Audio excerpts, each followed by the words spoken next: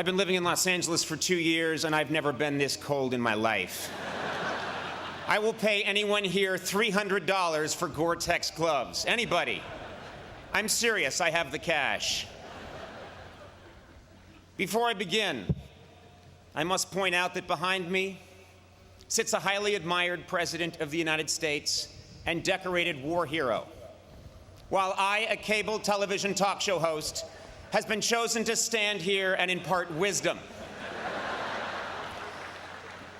I pray I never witness a more damning example of what is wrong with America today.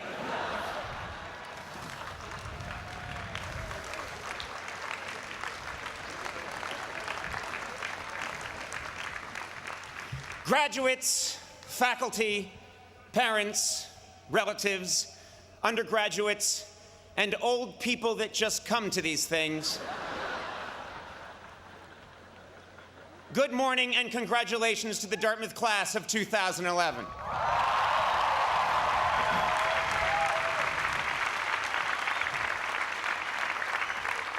Today you have achieved something special, something only 92% of Americans your age will ever know: a college diploma. That's right, with your college diploma, you now have a crushing advantage over 8% of the workforce. I'm talking about dropout losers like Bill Gates, Steve Jobs, and Mark Zuckerberg.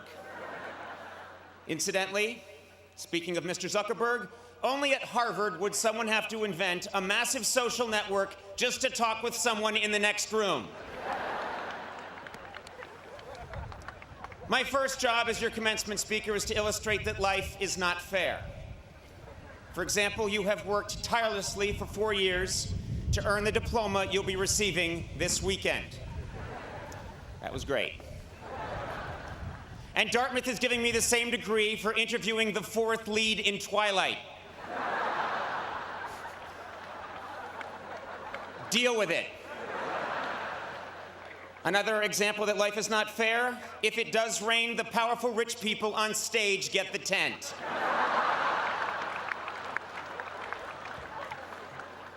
Deal with it. I would like to thank President Kim for inviting me here today. After my phone call with President Kim, I decided to find out a little bit about the man. He goes by President Kim and Dr. Kim. To his friends, he's Jim Kim, J to the K, Special K, J.K. Rowling, the Just Kidding Kimster, and most puzzling, Stinky Pete. He serves as the chair of the Department of Global Health and Social Medicine at Harvard Medical School, spearheaded a task force for the World Health Organization on global health initiatives, won a MacArthur Genius Grant, and was one of Time Magazine's 100 most influential people in 2006. Good God, man, what the hell are you compensating for? Seriously. We get it, you're smart. By the way, Dr. Kim, you were brought to Dartmouth to lead. And as a world-class anthropologist, you were also hired to figure out why each of these graduating students ran around a bonfire 111 times. But I thank you for inviting me here, Stinky Pete. And it is an honor. Though some of you may see me as a celebrity, you should know that I once sat where you sit.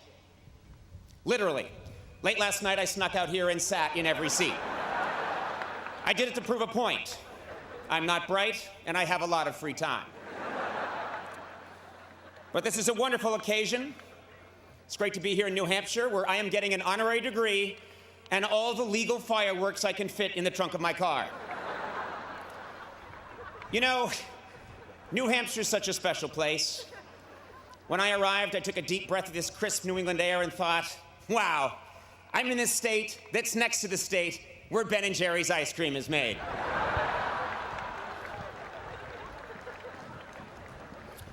But don't get me wrong, I take my task today very seriously.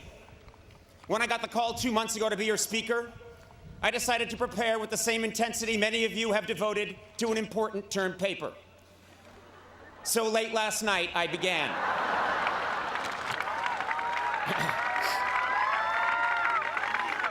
I drank 2 cans of Red Bull, snorted some Adderall, played a few hours of Call of Duty, and then opened my browser.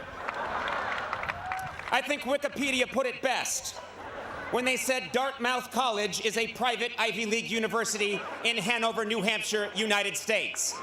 Thank you and good luck. To communicate with you students today, I have gone to great lengths to become well-versed in your unique linguistic patterns. In fact, just this morning, I left Baker Berry with my Trippy Barry to eat a Billy Bob at the Bima when my Flitz de Francesco was blitzjacked by some D-bag on his FSP.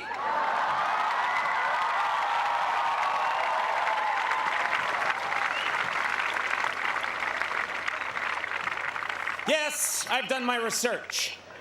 This college was named after the 2nd Earl of Dartmouth, a good friend of the 3rd Earl of UC Santa Cruz, and the Duke of the Barbizon School of Beauty.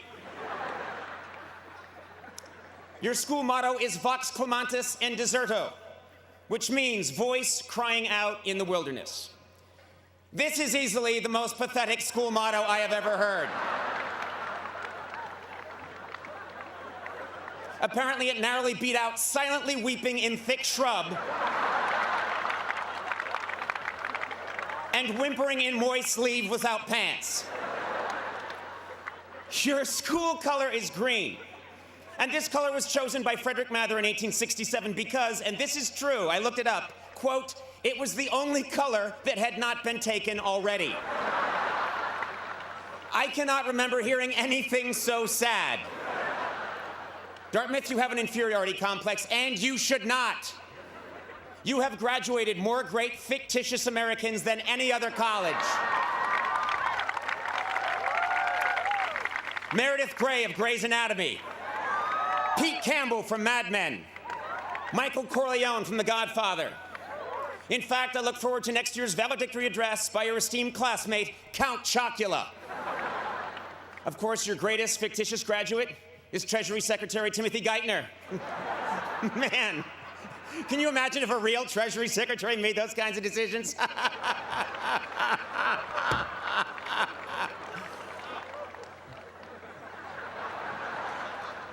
Now I know what you're gonna say, Dartmouth. You're gonna say, well, we've got Dr. Seuss. Well, guess what? We're all tired of hearing about Dr. Seuss. Face it, the man rhymed fafloozle with snoozle. In the literary community, that's called cheating.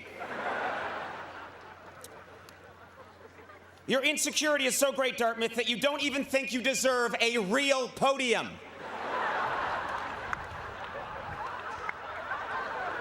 I'm sorry, what the hell is this thing? It looks like you stole it from the set of Survivor, Nova Scotia. Seriously, it looks like something a bear would use at an AA meeting.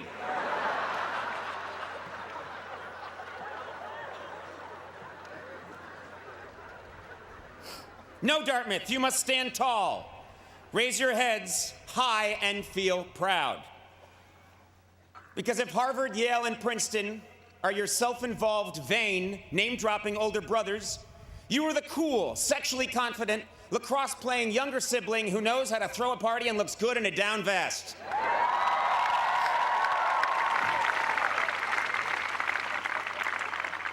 Brown, of course, is your lesbian sister who never leaves her room. And Penn, Columbia, and Cornell, well, frankly, who gives a shit?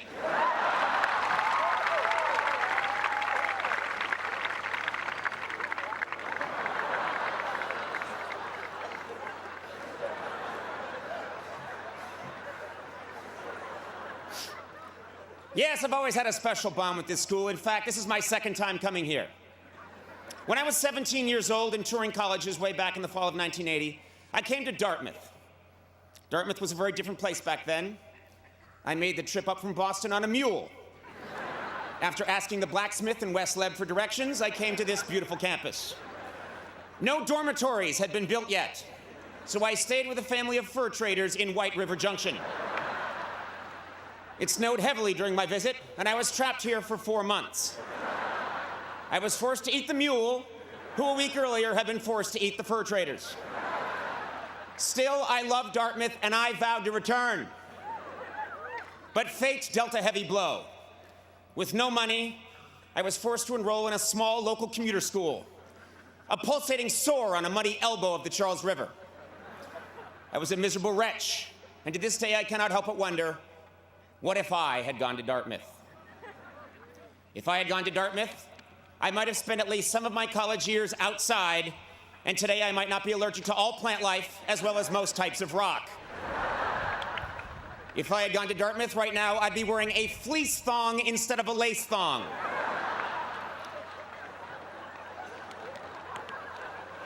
If I had gone to Dartmouth, I still wouldn't know the second verse to Dear Old Dartmouth. Face it, none of you do, you all mumble that part. If I had gone to Dartmouth, I'd have a liver the size and consistency of a beanbag chair. Finally, if I had gone to Dartmouth today, I'd be getting an honorary degree at Harvard. Imagine how awesome that would be.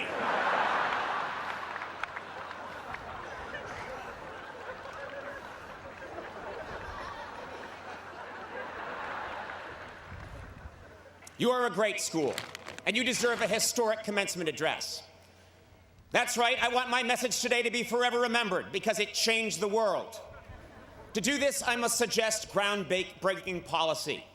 Winston Churchill gave his famous Iron Curtain speech at Westminster College in 1946. JFK outlined his nuclear disarmament policy at American University in 1963. Today, I would like to set forth my own policy here at Dartmouth. I call it the Conan Doctrine. Under the Conan Doctrine, all bachelor degrees will be upgraded to master's degrees. All master's degrees will be upgraded to PhDs. And all MBA students will be immediately transferred to a white-collar prison.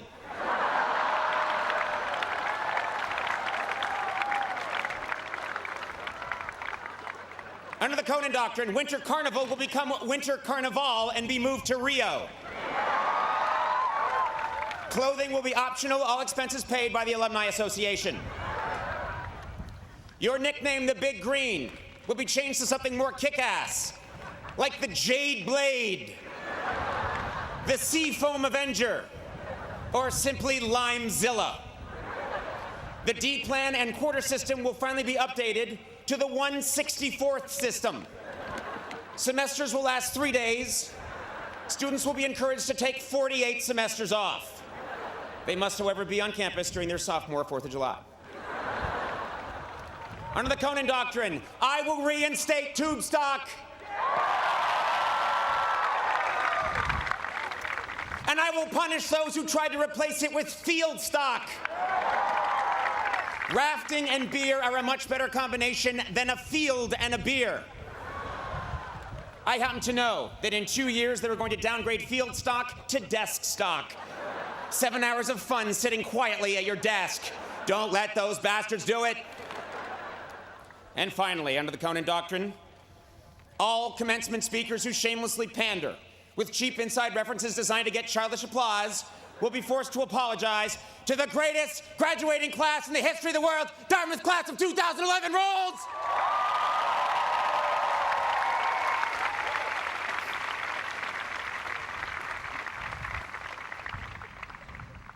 Besides policy, another hallmark of great commencement speeches is deep, profound advice, like reach for the stars. Well, today, I'm not going to waste your time with empty cliches. Instead, I'm going to give you real, practical advice that you will need to know if you're going to survive the next few years. First, adult acne lasts longer than you think. I almost canceled 2 days ago because I had a zit on my eye. Guys, this is important. You cannot iron a shirt while wearing it. Here's another one. If you live on ramen noodles for too long, you lose all feelings in your hands, and your stool becomes a white gel. And finally, wearing colorful Converse high tops beneath your graduation robe is a great way to tell your classmates that this is just the first of many horrible decisions you plan to make with the rest of your life. Of course, there are many parents here, and I have real advice for them as well. Parents, you should write this down. Many of your children, you haven't seen them in 4 years. Well, now you're about to see them every day when they come out of the basement to tell you the Wi-Fi isn't working.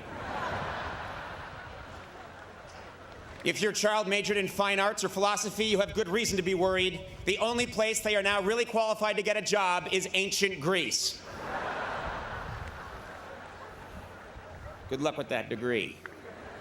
The traffic today on East Wheelock is going to be murder, so once they start handing out diplomas, you should slip out in the middle of the K's. And I have to tell you this, you will spend more money framing your child's diploma than they will earn in the next 6 months. It's tough out there, so be patient. The only people hiring right now are Panera Bread and Mexican drug cartels. Yes, you parents must be patient because it is indeed a grim job market out there. One of the reasons it's so tough finding work is that aging baby boomers refuse to leave their jobs. Trust me on this.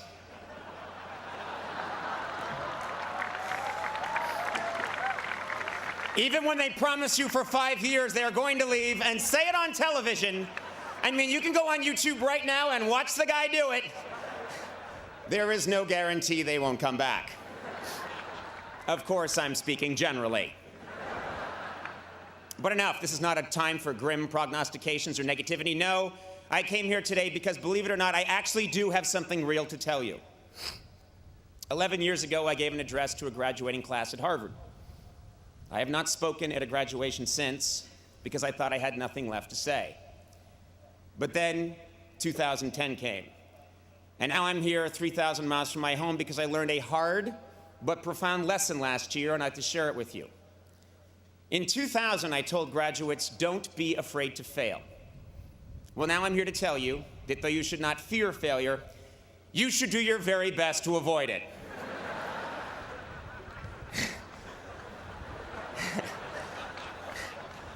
Nietzsche famously said, whatever doesn't kill you makes you stronger. What he failed to stress is that it almost kills you. Disappointment stings, and for driven, successful people like yourselves, it is disorienting. What Nietzsche should have said is, whatever doesn't kill you makes you watch a lot of Cartoon Network and drink mid-price Chardonnay at 11 in the morning. Now, by definition, commencement speakers at an Ivy League college are considered successful. But a little over a year ago, I experienced a profound and very public disappointment. I did not get what I wanted, and I left a system that had nurtured and helped define me for the better part of 17 years. I went from being in the center of the grid to not only off the grid, but underneath the coffee table that the grid sits on, lost in the shag carpeting that is underneath the coffee table supporting the grid. It was the making of a career disaster and a terrible analogy. But then something spectacular happened. Fog-bound, with no compass and adrift, I started trying things. I grew a strange cinnamon beard. I dove into the world of social media. I started tweeting my comedy. I threw together a national tour. I played the guitar. I did stand-up, wore a skin-tight blue leather suit, recorded an album, made a documentary, and frightened my friends and family. Ultimately, I abandoned all preconceived perceptions of my career path and stature and took a job on basic cable, with a network most famous for showing reruns, along with sitcoms created by a tall black man who dresses like an old black woman. I did a lot of silly, unconventional, spontaneous, and seemingly irrational things. And guess what? With the exception of the blue leather suit, it was the most satisfying and fascinating year of my professional life.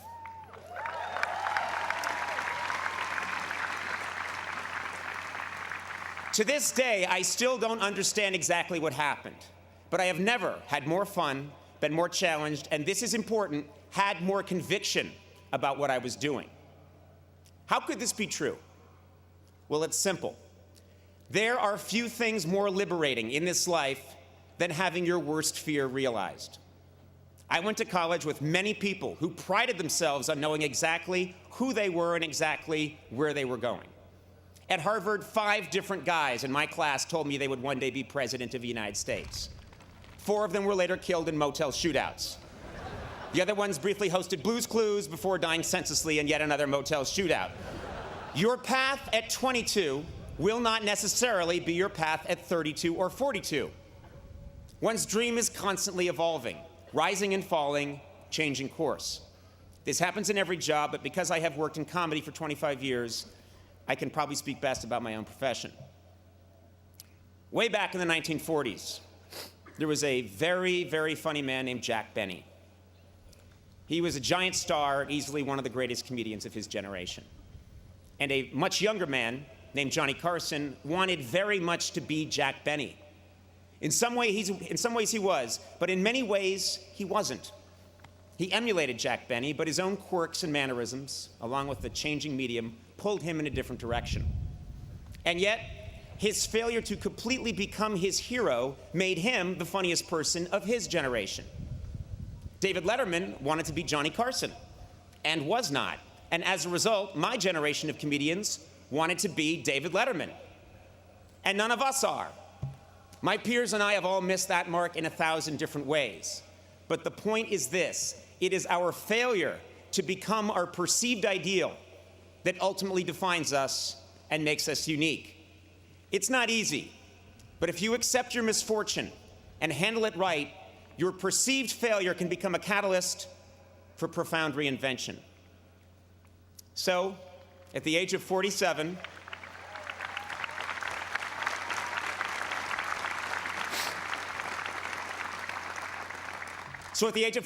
after 25 years of obsessively pursuing my dream, that dream changed. For decades in show business, the ultimate goal of every comedian was to host The Tonight Show. It was the holy grail. And like many people, I thought that achieving that goal would define me as successful. But that is not true. No specific job or career goal defines me, and it should not define you. In 2000, I told graduates to not be afraid to fail, and I still believe that. But today I tell you that whether you fear it or not, disappointment will come. The beauty is that through disappointment you can gain clarity, and with clarity comes conviction and true originality. Many of you here today are getting your diploma at this Ivy League school because you have committed yourself to a dream and worked hard to achieve it. And there is no greater cliche in a commencement address than follow your dream. Well, I'm here to tell you that whatever you think your dream is now, it will probably change, and that's okay.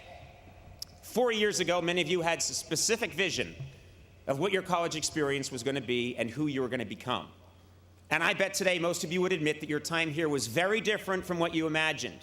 Your roommates changed, your major changed. For some of you, your sexual orientation changed.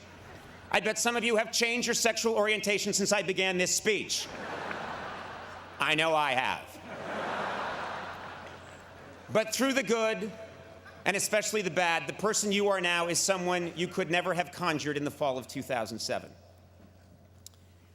I've told you many things today, most of it foolish, but some of it true. I'd like to end my address by breaking a taboo and quoting myself from 17 months ago. At the end of my final program with NBC, just before signing off, I said, "Work hard, be kind, and amazing things will happen." Today, receiving this honor and speaking to the Dartmouth class of 2011 from behind a tree trunk, I have never believed that more. Thank you very much and congratulations.